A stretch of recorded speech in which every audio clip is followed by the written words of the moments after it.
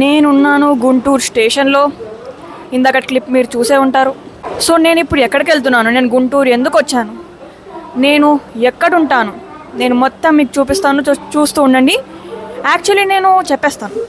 నేను నంబూరులో మా ఆశ్రమం ఒకటి ఉంది, రాధా గోవింద మందిరం. అక్కడ ఉత్సవం జరగబోతోంది, చాలా పెద్ద ఉత్సవం. పెద్ద పెద్ద సాధువులందరూ రాబోతున్నారు, అయోధ్య నుంచి, కాశీ నుంచి, మథుర నుంచి. సో నేను ఆ ఉత్సవం కోసం వచ్చాను. సో అది కాకుండా ఫస్ట్ నంబూరు వెళ్ళే ముందు నేను ఒక ప్లేస్లో ఆగుతాను. అది చాలా స్పెషల్ ప్లేస్. సో చూపిస్తానండి. యాక్చువల్లీ ఆ ప్లేస్కి ఇంకా నేను వేసుకున్న వాచ్కి కూడా సంబంధం ఉంది. సో పదండి.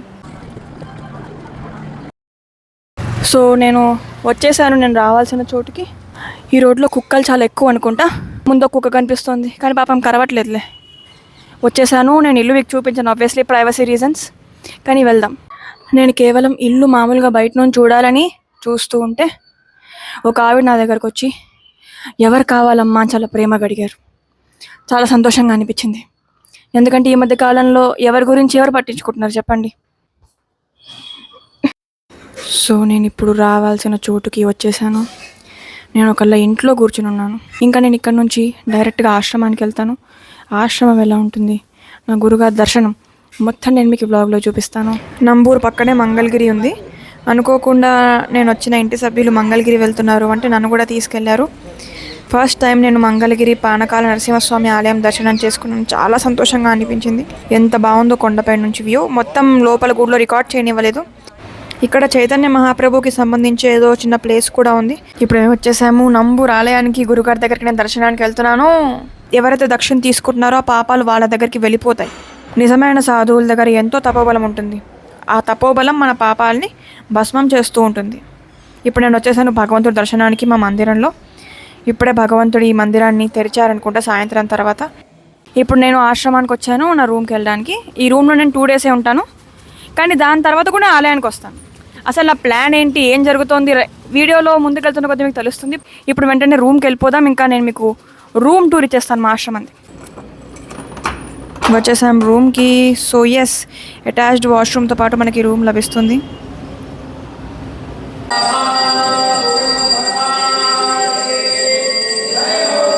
ఇప్పుడు అయిపోయింది భగవంతుడి శయన హారతి సమయం. సాయంత్రం హారతి తర్వాత కొంతసేపటికి మళ్ళీ శయన హారతి ఉంటుంది. రాత్రి 8 o'clock కల్లా భగవంతుడి మందిరం అనేది క్లోజ్ చేసేస్తారు. సో భగవంతుడి హరినామ సంకీర్తనం అనేది నిత్యం మా మందిరాల్లో జరుగుతూనే ఉంటుంది. హారతుల తర్వాత లేకపోతే హారతుల ముందు కూడా కొన్నిసార్లు చాలా ఆనందంగా అనిపిస్తుంది. భగవంతుడి నామ సంకీర్తనం జరుగుతూ ఉన్నప్పుడు ఎంత అందంగా ఉన్నాడో మా నంబూరు భగవంతుడు, మా నంబూరు రాధా గోవింద భగవంతుడు.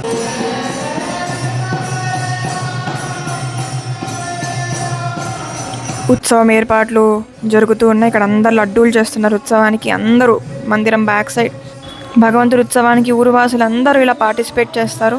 ఎంత అద్భుతంగా ఉందో కదా. సడన్గా మాన్సా ఏంటి కొత్త ఫ్రేమ్లోకి వచ్చేసింది అనుకుంటున్నారా? నిన్న సాయంత్రం తర్వాత నేను కొంచెం తినేసి ఇంకా నేను జపం చేసుకుని మా ఇంట్లో వాళ్ళతో మాట్లాడి పడుకుండిపోయాను. ఎందుకంటే పొద్దున్న తొందరగా లేవాలి. సో ఇప్పుడు టైం అవుతోంది 4:10. నేను ఆల్రెడీ రెడీ అయిపోయాను. 5 o'clockకి మంగళహారతి ఉంటుందన్నమాట, అంటే కృష్ణుడిని నిద్రలేపే హారతి. ఆ హారతి ఖచ్చితంగా అటెండ్ అవ్వాలి. ఆ హారతి స్పెషాలిటీ ఏంటి అంటే, వేరే హారతుల్లో మనం కృష్ణుడిని చూస్తాం ఎలాగో, కానీ మంగళహారతిలో కృష్ణుడు మనల్ని చూస్తాడనమాట. ఇంకా నేను ఈరోజు మొత్తం గుడిలో ఏం చేస్తాను, ఈ గుడి ఏంటి ఎలా ఉంటుంది అనేది మీకు మొత్తం చూపిస్తాను. రేపు పొద్దున్న నేను వేరే ప్లేస్కి వెళ్ళిపోతాను, కానీ గుడికి వస్తాను అనమాట, ఉత్సవం జరుగుతుంది కాబట్టి. సో ఓకే, ఇప్పుడు మనం వెళ్దాం గుడికి. చున్నీ కంపల్సరీ, ఎందుకంటే ఆలయానికి కొన్ని నియమాలు ఉంటాయి. చాలా లేట్ అయిపోయింది, 4:45 అయిపోయింది. గుడికి ఏంటంటే తొందరగా వెళ్ళి ప్రదక్షిణాలు చేయాలన్నమాట. 5 o'clock హారతి అంటే దానికంటే ముందే చేరుకుని మినిమం 3 ప్రదక్షిణాలు చేయాలి. నాకేమో టైం ఉంటే ఇంకొంచెం ఎక్కువ చేస్తాను. సో ఫాస్ట్గా గుడికి వెళ్ళిపోదాం. ఆశ్రమం పక్కనే గుడి, నేను తర్వాత చూపిస్తాను మీకు ఇదంతా. ఇక్కడే గుడి ఉంది. ఓకే, సో నేను ఇప్పుడు ఫస్ట్ భగవంతుడికి ప్రణామం చేయాలి. జపమాల బ్యాగ్ నేలకి టచ్ అవ్వకూడదు, అందుకే పక్కన పెట్టేసి ప్రణామం చేస్తాము. ఇప్పుడు నేను చేస్తున్నాను ప్రదక్షిణ. ఈ ప్రదక్షిణ నేను మీకు కొంచెం గ్లిమ్సెస్ చూపిస్తాను, కానీ నేను ఆలయం టూర్ చూపించినప్పుడు మీరు ఈ ప్లేసెస్ అన్నీ ఐడెంటిఫై చేయగలుగుతారు. భగవంతుడి చుట్టూ ప్రదక్షిణ అనమాట. ఇప్పుడు లోపలికి వెళ్ళిపోతాం. నా ప్రదక్షిణలు అయిపోయాయి. 5 o'clockకి మంగళహారతి, ఇప్పుడు 5 to 5 అయింది. ఇప్పుడు గురుగారు కిందకు వస్తారు ఆయన రూమ్ నుంచి. అందరూ గురుగారికి మాలలు వేసి స్వాగతిస్తారు. గురుగారు హారతిలో పార్టిసిపేట్ చేస్తారు, మంగళహారతిలో ఎప్పుడు. ఇక్కడ ఉన్న భక్తులే కీర్తన పాడతారు, లేకపోతే బృందావనం నుంచి వచ్చిన బ్రహ్మచారులు ఉత్సవం ఉన్నప్పుడు కీర్తన పాడతారు. గురుగారు వచ్చేసారు చూడండి, అందరూ గురుగారి స్వాగతం కోసం వేచి చూస్తున్నారు. ఇలా గురుగారికి స్వాగతం పలికాక రోజుకొకళ్ళు మాలేస్తారనమాట, టర్న్ బై టర్న్ అలా. ఇప్పుడు గురుగారు కూడా ఫస్ట్ భగవాన్కి ప్రణామం చేసుకుంటారు. దాని తర్వాత 5 o'clock లోపే జరుగుతుంది ఇదంతా. 5 o'clockకి మంగళహారతి స్టార్ట్ అయిపోతుంది.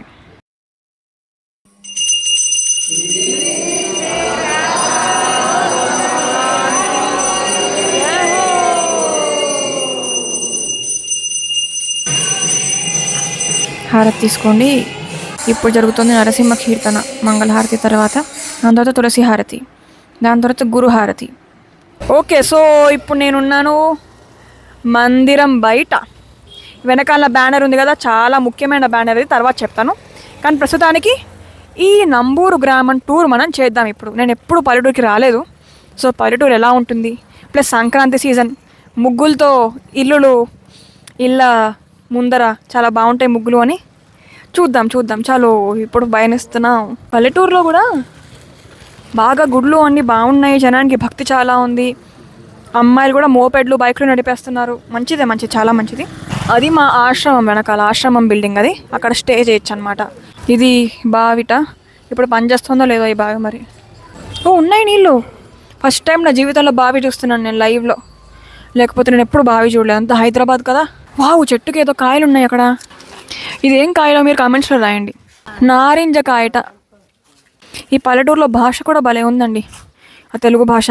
ఇప్పుడు లైన్లో ముగ్గులు, వావ్. భోగిమంట.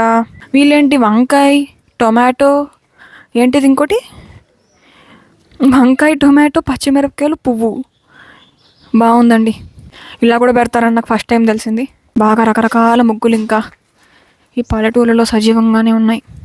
ఈ గల్లీలు పల్లెటూరులో, వావ్. ఈ సన్న గల్లీలు. ఇదే గుడిసెలా ఉంది. ఏముంది లోపల, ఏముంటుంది అసలు? అచ్చా, ఇల్లు కాదు ఇది. ఆవులు ఉన్నాయి, వాటి కోసం ఆహారం. ఇది తమలపాకు చెట్టుట, మొదటిసారి చూశాను నేను. బాగుంది. పక్కనే కానీ డ్రైనేజ్ అనుకుంటా ఉంది. అరటాకులు ఎంత పెద్ద ఉన్నాయి చూడండి బాబోయ్. 10 మంది తినొచ్చేమో దాంట్లో భోజనం. ఎంత నీట్గా మెయింటైన్ చేసుకున్నారో మనుషులు, ఏ చెత్త పడేయకుండా. డ్రైనేజ్ సిస్టమ్ పక్కకి, ముగ్గులన్నీ ఇక్కడ. సో వాళ్ళే ఇల్లు తుడుచుకుంటారంట. ఈ రోడ్డు కూడా వాళ్ళే తుడుస్తారు, వాళ్ళు ఇల్లు తుడుచుకుంటున్నప్పుడు. ఇవాళ రోజు సిటీలో ఈ సిస్టమ్ అయితే లేదు. నేను ఎందుకు రోడ్డు తుడవాలి, ఆ పక్క వాళ్ళ రోడ్డు నేను ఎందుకు తుడవాలి అని చెప్పి చెత్త పడేసి, పోనీ గవర్నమెంట్ వాళ్ళు వచ్చి తుడిచినా కూడా చెత్త పడేసి, అన్నీ పడేసి. ఇక్కడ చూడండి, ఎవరో ఇంటి పైన రాధాకృష్ణుల విగ్రహం పెట్టుకున్నారు మేడ మీద.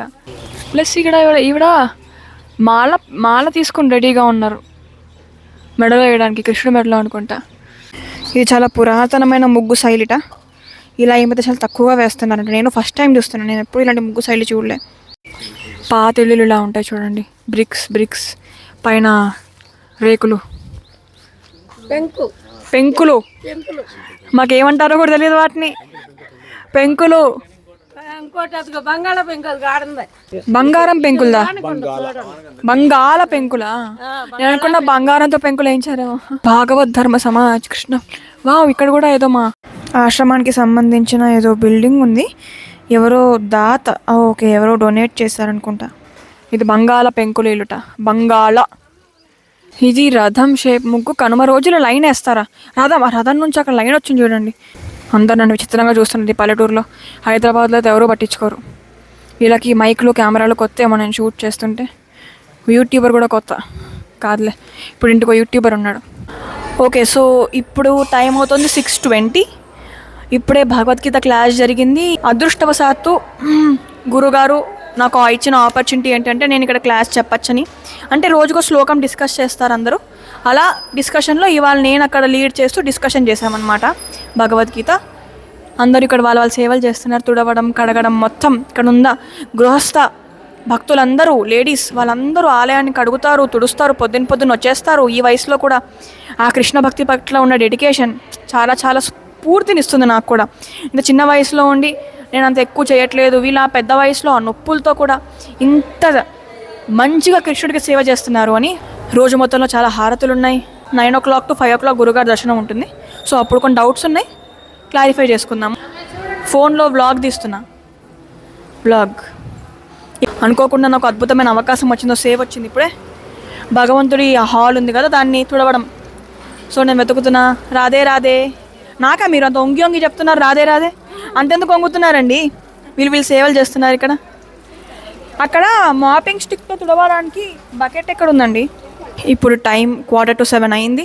ఇప్పుడే ఈ హాల్ మొత్తం నేను ఇంకా వేరే ఆవిడ కలిసి తుడిచామన్నమాట మాపర్తో, అదేమన్నా తడిగుడ్డతో తుడిచాము. ఇప్పుడు పావుగంటే మిగిలింది శృంగారహారతికి. భగవంతుణ్ణి మంగళహారతి తర్వాత శృంగారించి మాగా రెడీ చేసి చూపిస్తారనమాట శృంగారహారతికి.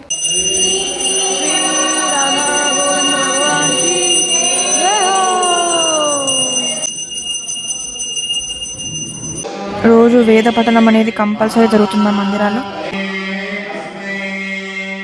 ఇప్పుడు టైం అయింది 8:20. భగవంతుడికి నైవేద్యం పెట్టారు. యాక్చువల్లీ భగవంతుడికి చాలాసార్లు నైవేద్యం పెడతారనమాట. సో ఇప్పుడు మాకు కూడా ప్రసాదం పెడతారు. ప్రసాదం అంటే భోజనం. ఇక్కడ అన్ని గుడిలో పెట్టే భోజనం ప్రసాదం అంటారు, ఎందుకంటే మొత్తం ప్రసాదమే కాబట్టి. ఎక్కువ మంది ఉన్నారు కాబట్టి ఉత్సవం సమయం అని స్పెషల్ అరేంజ్మెంట్ చేసి ఇక్కడ అందరికీ ఇలానే భోజనం పెడుతున్నారు. చూపిస్తాం. ఇది టిఫినా భోజనమా? ఎక్కువ మంది ఉన్నారు కదా, అందుకే ఇవాళ టిఫిన్ పెట్టారు. భోజనం కూడా పెడతారు తర్వాత. ఇప్పుడు టిఫిన్ కిచిడి, వేడి వేడి కిచిడి, భగవంతుడి ప్రసాదం. వావ్, చలో. ఇక్కడ వడ్డిస్తారనమాట అన్నీ, మనం ఏం తీసుకోకర్లే బఫే లాగా. ఓ లడ్డు. ఎమ్మెల్యే ధూళిపాల నరేంద్ర గారు ఆయన సతీమణితో సహా మా గురుగారి ఆశీర్వాదం తీసుకున్నారు. ఆయన ఉత్సవానికి కూడా వస్తారు. చాలామంది నాకు తెలిసిన వాళ్ళు వస్తున్నారు. నా భగవద్గీత క్లాస్ వినేవాళ్ళు, నా సోషల్ మీడియాని ఫాలో అయ్యేవాళ్ళు గురుగారి గురించి తెలుసుకుని గురుగారి దగ్గరకు వస్తున్నారు. నేను వెళ్తున్నాను గురుగారి దర్శనం చేసుకోవడానికి, ఇంకా డౌట్స్ అడగడానికి. సో ఇప్పుడు టైం అయింది 11:35 పొద్దున్న, మధ్యాహ్న హారతి సమయం. నేను ఇలా హారతులకు కనిపిస్తున్నాను, మీకు అప్డేట్ ఇస్తున్నాను. యాక్చువల్లీ ఇప్పటివరకు నేను గురుగారిని డౌట్స్ అడిగాను. ఆ డౌట్స్ అన్ని క్లారిఫై అయ్యాయి ఒక 45 minutes. నా గురుగారు ఎంత గొప్పవారంటే, ఎంత చిన్న డౌట్ అయినా ఎవరు వచ్చినా నా గురుగారు డౌట్స్ క్లారిఫై చేస్తారు. నా ఆశీర్వాదం తీసుకుని ఇప్పుడు మళ్ళీ హారతి సమయం అయిపోతుందని వచ్చేసాను. ఇప్పుడు మధ్యాహ్న హారతి. ఈ హారతి స్పెషాలిటీ ఏంటంటే, ఈ హారతిలో కీర్తన పాడరు. మామూలుగా హారతులకి కీర్తన పాడతారు, కానీ ఈ హారతికి మాత్రం డ్రమ్స్ కొడతారు. ఎందుకంటే మధ్యాహ్నం పూట భగవంతుడికి కీర్తన కాకుండా కేవలం ఒక సౌండ్ వినడం మాత్రమే ఇష్టం అంట.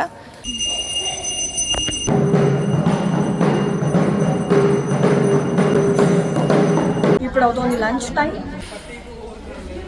సో నేను ఇప్పుడు నాకు వేరే ఒక సేవ్ వచ్చింది అనమాట. నేను జపం చేసుకుంటూ ఉంటాను, ఎలాగో టైం పడుతుంది.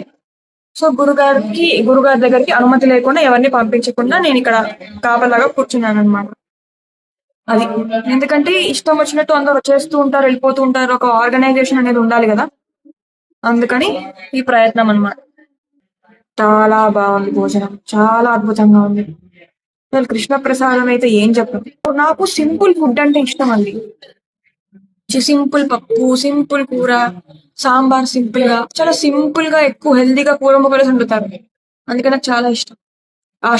మా ఆశ్రమాల్లో పెట్టే ఆహారం బృందావనంలో కూడా చాలా బాగుంటుంది, ఇక్కడ నంబూర్లో కూడా చాలా బాగుంటుంది. ఓకే, సో మచ్ అవైటెడ్ మందిరం టూర్ నేను ఇప్పుడు మీకు చూపించబోతున్నాను.